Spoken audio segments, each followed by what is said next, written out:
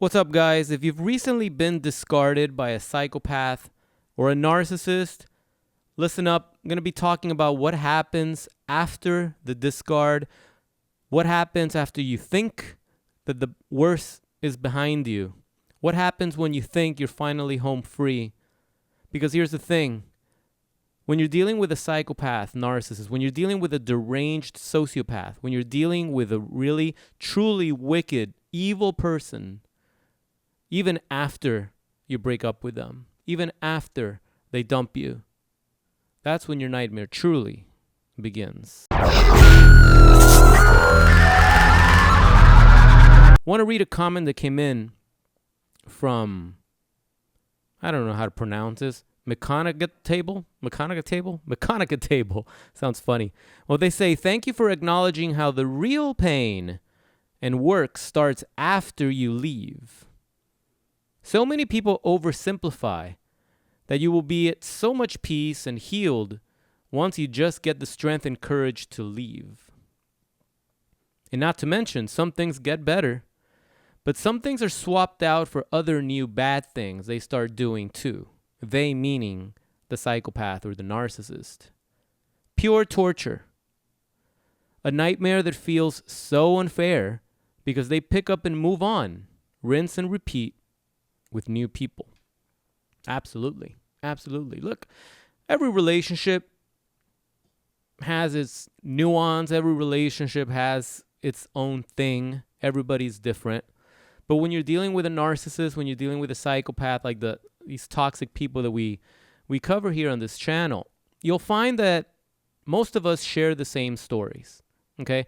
Only the names and the faces have changed. If you've truly been with a psychopath, if you've truly been with a malignant narcissist, even after the relationship ends, even after you draw the courage to leave, oftentimes that's when things really get bad. Now, I don't want to scare you guys. I don't want to scare you guys into thinking that you might as well stay in the toxic, abusive relationship. That's not what I'm trying to say, okay?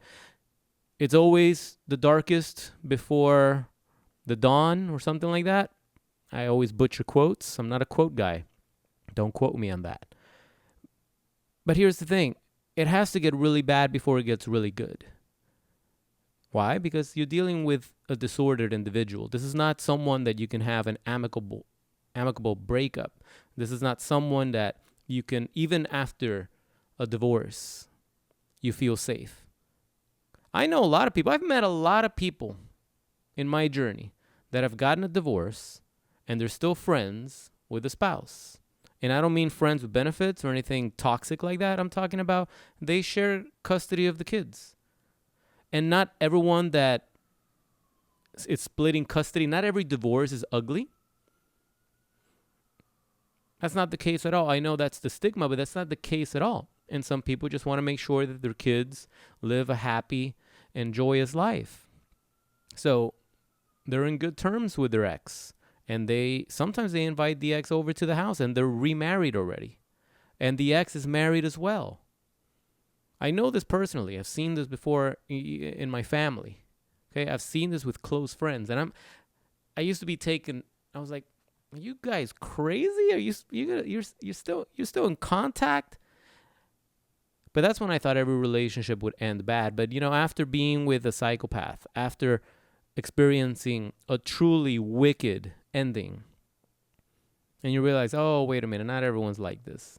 Now, I'm not the type of guy that encourages people to stay friends with your exes, but sometimes it's okay. Sometimes you have kids and you just want to do the right thing. Make sure the kids go to school, make sure they have all the right, they're eating the right foods, and there's so many people on the planet and not everyone is wicked. I think there are more good people than bad. But I digress. Let's talk about what happens when you're dealing with someone that's pure evil, like a sociopath, like a psychopath, like a malignant narcissist. You leave the relationship, you file for divorce, you get out. But these people are so deranged that they fixate on making your life a living hell after you get out. They want to torture you. They want to torment you. They get narcissistic supply by stalking you, They get narcissistic supply by crank calling you. Remember that? They get narcissistic supply by hoovering. Hoovering knowing that they have no intentions of changing and rekindling. No, they just do it for fun. They do it for sport. They're bored. And if they see that you get all untangled and you go nuts over the situation and you're spazzing out, they get a kick out of that. That's why they do it. Oftentimes they do it and they're already in a relationship with someone else, with the new supply. And if the new supply were to find out that they're coming along, right, showing up at your place, telling you all these lies that they want, that they love you and that they miss you and they want to work things out, that's cheating. They're cheating on the new supply already. They don't have to jump in bed with you. Just the fact that they're trying to get their ex back while they're in a relationship with somebody, that's cheating. That should serve as another layer of validation, of evidence that you did the right thing by leaving the relationship, by leaving the narcissist. And that may not sound like such a bad thing, but believe me, when you're dating a narcissist and a psychopath and you get out of that, the trauma that you experience and you carry with you, okay, you become so hypervigilant, you become so anxious about the smallest little thing. So the ex showing up and putting on these crocodile tears and telling you that they love you and that they miss you and they're in therapy and they're going to get better and they're going to change and this and the other. Meanwhile, they're dating someone else. You know they're in another relationship. You're listening to that. That is re-triggering you. That is re-traumatizing you. That's what that's doing. You get that? That's what that's doing. As an outsider, I can see that situation and I can laugh and I can point at it. But as the victim, that is another trigger. That is another reminder that this person cheated on you. That is a reminder that they have not changed, even though they're promising to change. They have not changed. And it's another form of torture. Things can get very bad after you leave the narcissist. And if these low-life scumbag decide to start stalking you and they start to harass you and they try to hack into your phone, they try to hack into your network, they try to track everywhere you go, they put trackers in your car, they show up where you're at every single time. You go to the store, you go to the gas station, you go grocery shopping, wherever you go, there they are, okay? You want to talk about trauma? You want to talk about a panic attack? You want to talk about anxiety wherever you go? The psychopath, deranged nutcase might be there. Yeah, you're dealing with a crazy person. You're dealing with someone that's legit mentally ill. You're dealing with someone that may have to be locked up because they're a danger to society. Some of these people try to break into your home with the excuse that they just want to have a talk, that they're searching for closure, and since you're avoiding them and you're blocking them and you're going no contact, they're so deranged that they say, well, if you're not going to talk to me, I'm just going to show up at your house or I'm going to break in if I have to just to get your attention. Felony. Felony. Make sure you press charges if that happens to you guys. Felony. But it doesn't last forever. It doesn't last forever. Now, it can last for a very long time, and part of the trauma is not knowing when it's going to come to an end.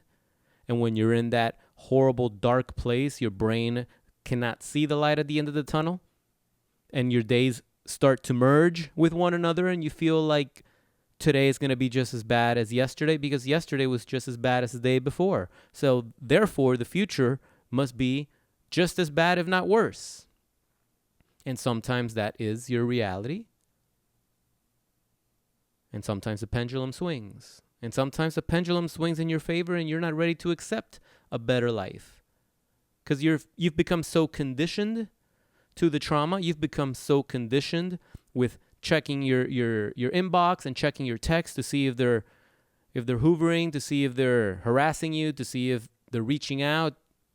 Maybe they're going to apologize. Yeah, fat chance they're going to do that. And if they do, it's fake. But things do get bad. Things do get bad, but for a short period of time. You might run into them, and you're not sure if they're stalking you, you're not sure if they're following you around, or if it's pure coincidence. I don't believe in coincidences. I believe everything happens exactly the way it's supposed to happen for a reason, but you believe what you want to. Sometimes you need to run into them to see how strong you've become. To test if you're going to remain no contact, or are you going to fall apart at the sight of your narcissist ex? Are you going to spaz out like a crazy person if you see them with a new supply?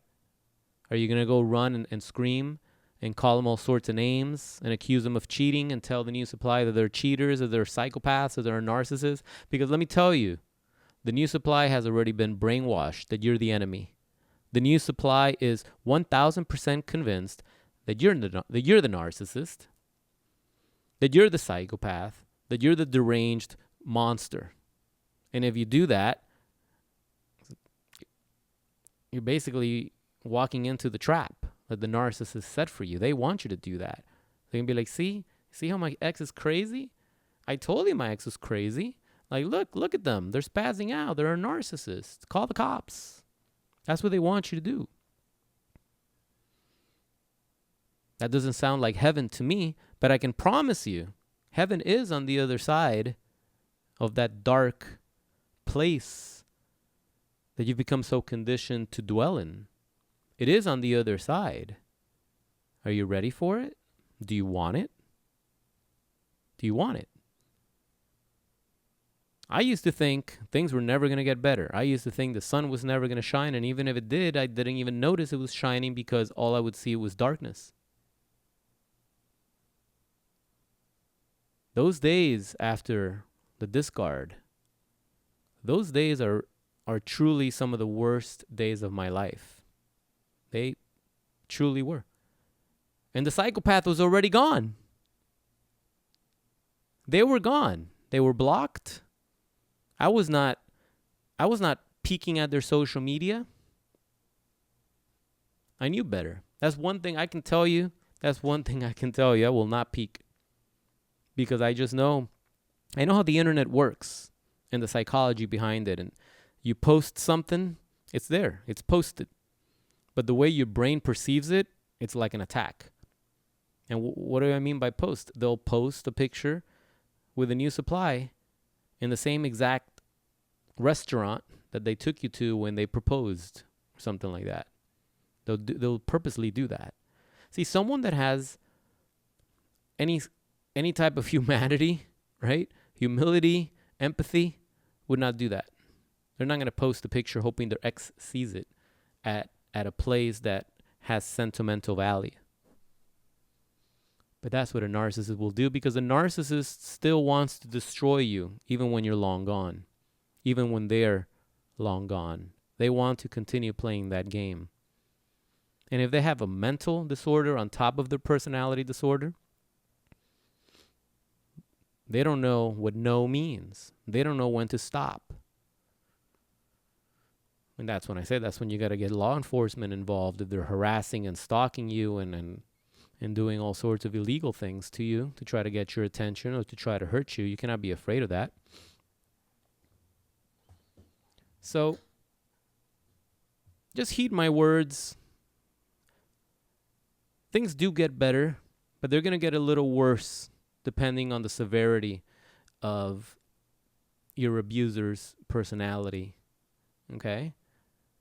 You have to leave. At the end of the day, that's a non-negotiable. You have to leave. But you may have to fight back. You may have to go to war. You may have to do that. This is not for everybody. But you know who I'm talking about if this is resonating with you. Okay? If this is resonating with you, because that's exactly what you're going through, yeah, it's like you're going to war. But if you don't do it, what's the alternative? Staying in that prison that you were in, where you were basically being destroyed every single day and there was no end in sight, I don't think so. You got to go.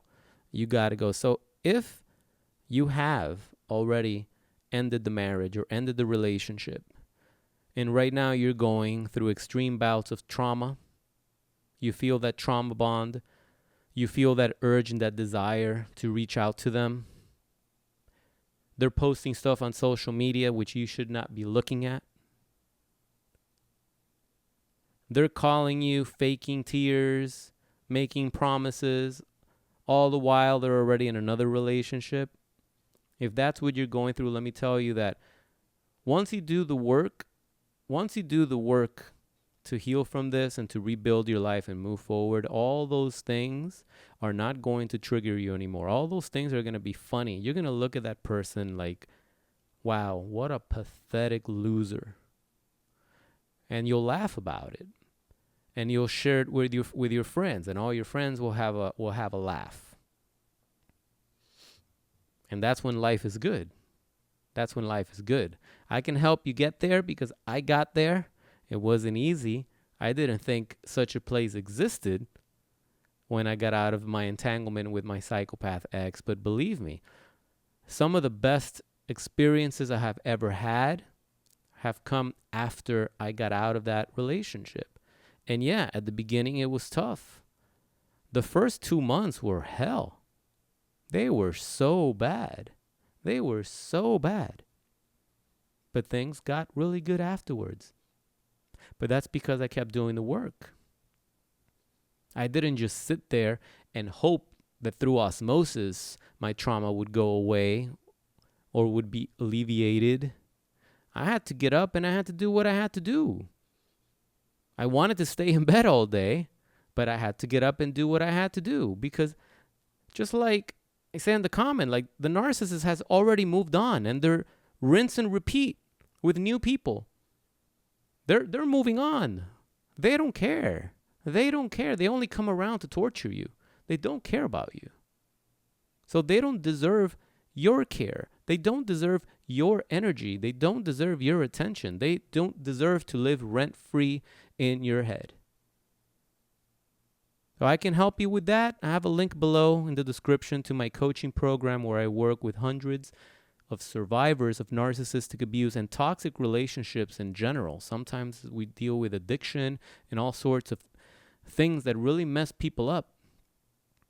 So do not hesitate to reach out if you'd like to work directly with me. But before you go, if you want to learn more about why the narcissists do the things that they do, why it seems that they hate you so much, the truth is a lot of them envy the light that you have within. They envy you. So if you want to learn more about that, click here to watch that video. And if by any chance you're still in a marriage or in a relationship with a psychopath narcissist and you're trying to do couples therapy, click here to watch this video so you can find out what really goes on when you go to therapy with a psychopath.